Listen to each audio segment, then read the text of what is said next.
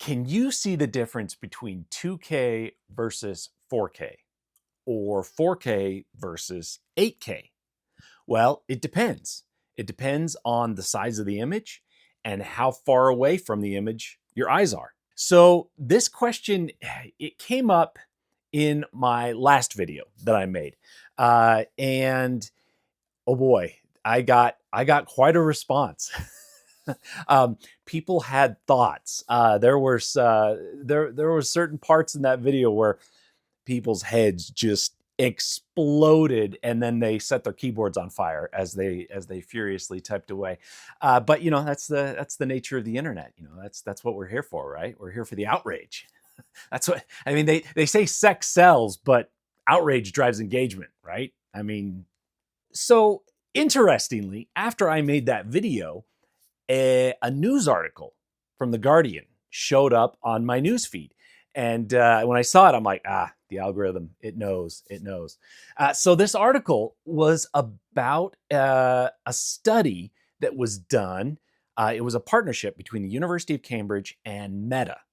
And they were doing a study to measure basically the capacity of the human eye to detect resolution, right? Like 2K versus 4K versus 8K, et cetera. Now, why in the world would the University of Cambridge and Meta team up for something like this? Well, it turns out that Meta, with their VR headsets, MetaQuest, et cetera, they wanted to do a study to figure out how far they needed to push the resolution, because the human eye is limited. We can only distinguish, a certain level of resolution. And beyond that, it's just wasted pixels. So Meta wanted to do this study so that they weren't wasting computational power and bandwidth on unneeded resolution, right? Like why transmit this hyper realistic, high resolution image when the human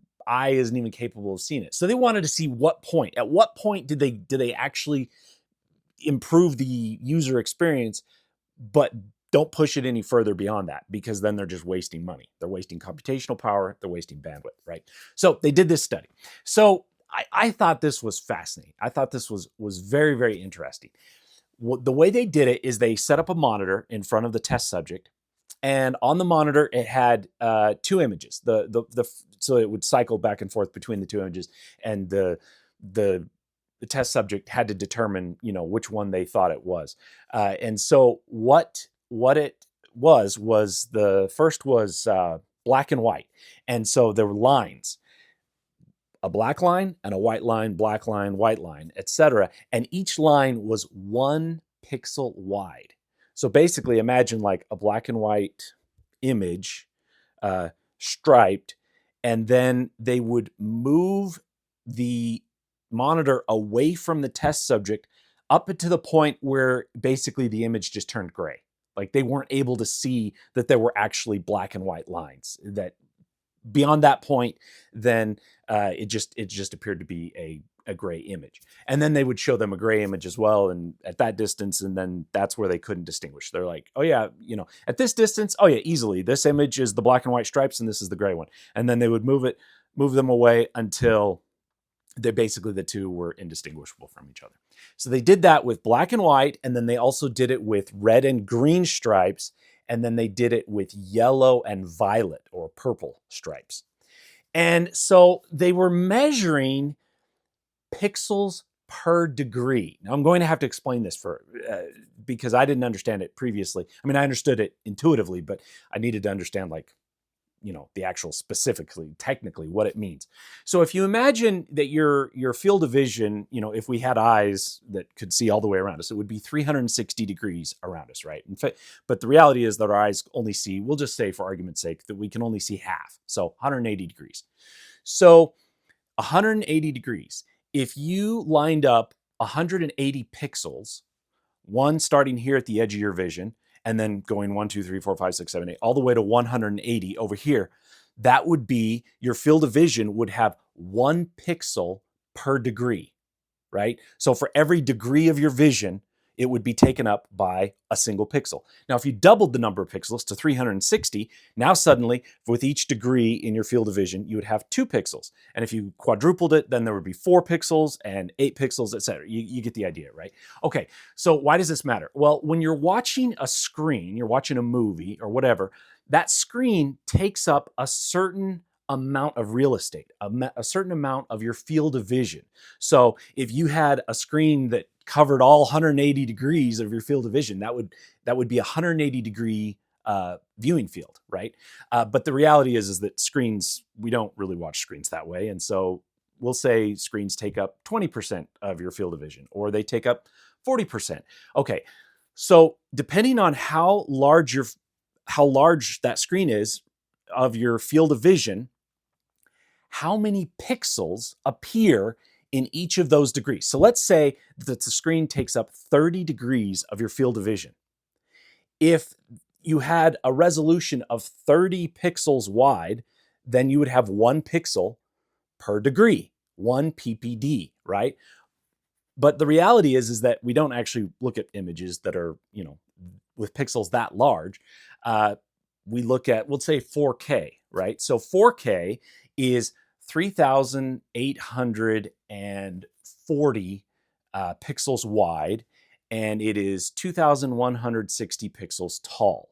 Okay, so you have your 4K image that's taking up 30 degrees of your field of vision, right? So you would take 3,840 and you would divide that by 30, because it's 30 degrees of your field of vision, and then that would give you how many pixels are showing up in each degree of your field of vision. That's how you would calculate that.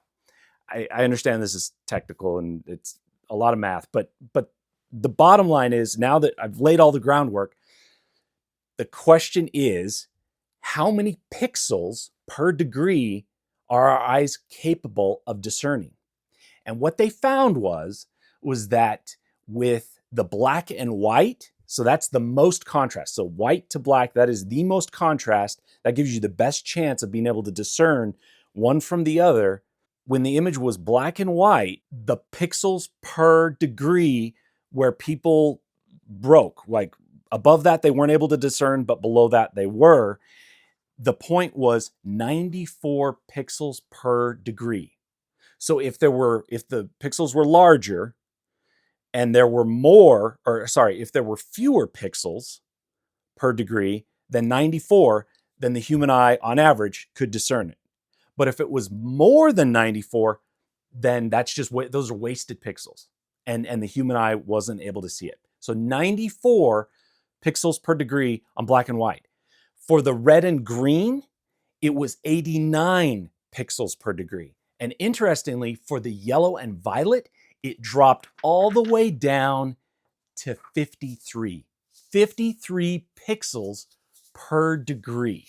To give you a frame of reference, in my theater, at my viewing distance and my screen size, at a 2K resolution, again, this is kind of technical, the true definition of 2K is 2,560 pixels wide and 1,440 pixels tall. But in my previous video, when I was testing the Kaleidoscape at 2K resolution, it was at 1,920 pixels wide and 1,080 pixels tall, so 1080p, right? But that is exactly half of the resolution of what we refer to as 4K. So while that 1920 by 1080 is not technically true 2K, I'm going to refer to it as 2K so that we understand that relative to 4K, it is exactly half of the resolution, right? So backing up, for context, in my theater, from my viewing distance at my screen size, at the 2K resolution, it interestingly, ironically, works out to 54 pixels per degree. Now, remember, for the yellow and violet, where the human eye is able to distinguish, the breaking point was, the average was 53 pixels per degree. So almost exactly, all like essentially virtually identical to what my viewing distance is. So you're probably thinking, okay, but that's for yellow and violet. What about for black and white? Like black and white, that's 93, right? I wrote it down so I wouldn't forget. 94. 94 for black and white. Yes, that's true. That is true. I have some thoughts on that. So when they conducted their study, these were static images. Not only were they static images, they were very simple images. It was just a black stripe and a white stripe, a red stripe and a green stripe. And they weren't moving. There was no motion. You were just looking at the images. You're like, looking at that one, A, B, right? That, in my opinion, is something somewhat of a limiting factor on their study, because I believe that if you added in the complexity of motion, and instead of two colors, thousands, hundreds of thousands, millions of colors, I think you would see an even more diminished capacity of the human eye to distinguish between resolutions. Because a static image like that, where you're just switching back and forth and you're like, oh yeah, I can kind of see the white lines there. That is a totally different thing than if you were actually watching a movie. A movie with lots of motion, a movie with just almost infinite range of colors, right? So my point here is that lots of people, like I say, their heads just absolutely exploded at the idea of the preposterous idea of a player in 2025 having 2K resolution. And based on this study and my own experience in my theater at this, at this pixel per degree resolution, I think people are vastly overestimating their ability to discern higher resolutions. Um, and I mean that's not totally surprising. I think humans, I think we do that on many levels. I think we vastly overestimate ourselves in many cases. This is way off topic, but I read this article one time about this study. It wasn't a study; it was a survey. So they did a survey of men, and it was there's like, I think they surveyed like 1,600 men, roughly 1,600 men, and they just asked them a question. And the question they asked them was, "Do you believe you could score a point on Serena Williams?" 12% of the men responded that yes, they believed they could score a point on Serena Williams. If you're not familiar with Serena Williams, she is a 23-time Grand Slam winner. This is a woman who has just dominated in her sport, and 12% of the men who responded to this survey believed they could score a point on Serena Williams. Yeah, I think sometimes we tend to have a high our impression of ourselves, our opinion of ourselves, our estimation of ourselves. I think it often is not reflective of reality. So what's the point? What's the point in all this? The point in all this, now I'm really getting off into the weeds. The point in all of this is that I think we've kind of lost the plot a little bit. To quote somebody who left a comment, they were referring to something else, but I like the line. I think we've kind of lost the plot a little bit. Why do movies exist? Why do they exist? They exist to entertain us, to educate us, to make us feel something, right? Like that's why I watch movies, because I genuinely enjoy them. It's something that improves my life and causes me to feel and experience things that I otherwise wouldn't feel or experience. And truthfully and honestly, nitpicking about pixel resolution, it's while the study itself, I am truly fascinated by the study. I think that is fascinating because it examines in an objective and measurable way what the human eye and the human brain is actually capable of. I do find interesting. But when it comes to nitpicking like the resolution of a movie, that to me, it's like it just kind of sucks the fun out of movies. And I know that this is super hypocritical because I've made a lot of videos about testing like Atmos and testing different room correction softwares and different receivers, and like I love this stuff, right? Like I'm constantly fine tuning and tweaking my system, and I'm constantly trying to make it better and get those incremental gains and testing. Like, does this sound better? Does that sound better? This amplifier or that amplifier, right? Like I'm constantly doing that. But the reality is that honestly, like in all honesty, I feel like I've kind of lost something in doing all of that. I feel like I've kind of lost something when it comes to just my core enjoyment of movies. My relationship to movies is kind of interesting. I don't usually, well, actually, I never talk about myself like personally on this channel. Like it's all about like the gear and like the technical stuff, and like I'm not I'm not the reason why the channel exists, right? Like it's about the gear, it's about the stuff. So I don't talk about myself on the channel, but I'm going to make an exception here, because I think it is relevant to what I'm talking about. So I was raised in an extremely strict religious household. My upbringing is not it was not typical.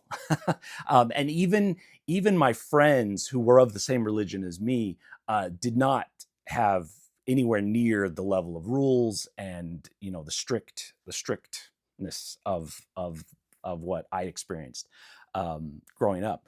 And so, I mean, that's a whole topic for a whole other day. But specifically, we weren't allowed to watch TV. So in my house, in my entire time growing up, we never had over-the-air television. Like we didn't get ABC. Like we never watched the Super Bowl. We weren't allowed to watch TV on Sundays, or watch anything on Sundays except church movies.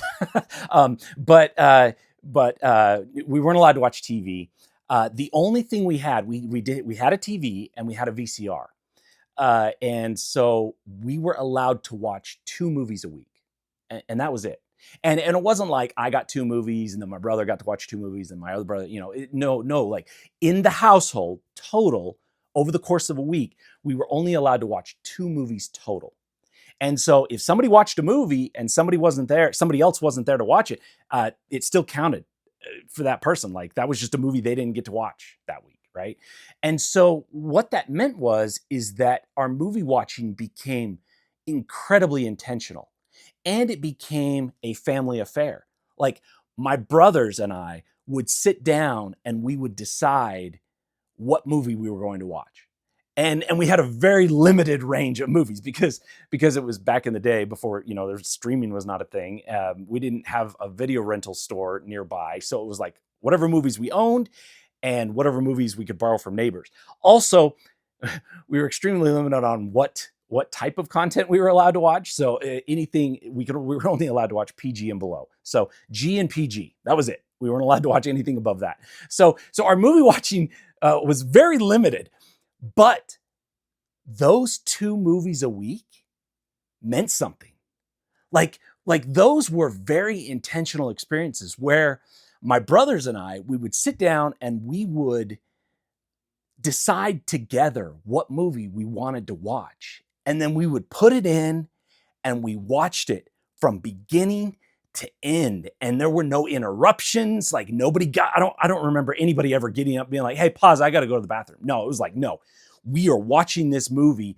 And it was a big deal. It was a really big deal. And as a result, those movie watching experiences are some of my favorite memories. My memories of watching movies with my brothers was just that was such an incredible experience. And to this day, I mean, decades later, multiple decades, we don't have to talk about how many, multiple decades later, we still text, even though we don't live by each other. You know, we have distance between us. Like, we'll text, be like, hey, I went and saw this movie. This is what I thought of it. You know, like, we are still continuing to have that shared experience, even though we're not really able to watch movies together, all three of us together. Um, but we still enjoy that shared experience. And that's, to me, that's what movies are about. And wow, I have really gone off the rails on this video. This is not what I intended to discuss. I started a video talking about the resolution of 4K versus 8K, and now I'm into, you know, my childhood. But I think it's relevant, because what is it that you want from movies, right? Like, if you want just the absolute highest resolution, just where you can just discern every single picture or every single pixel, then yeah, pull up some high res image and then get, you know, 6 inches from your screen and just stare at it. Like, if that's what you want, I mean, if that's what brings joy into your life, you can absolutely do that. If, on the other hand, you're looking for something that moves you and makes you feel something, and is a vehicle for bringing you closer together with other people around you, where you are having this shared experience, then I would argue that a super high bit rate and super high resolution is less important. Because I will tell you, the 27-inch TV that I spent hours watching with my brothers from 12 feet away on a VCR with the tracking completely out of whack, squiggly lines everywhere, that horrible image made me feel something. And so the point is that don't lose sight of what you're actually going for. Like, what is it at your core?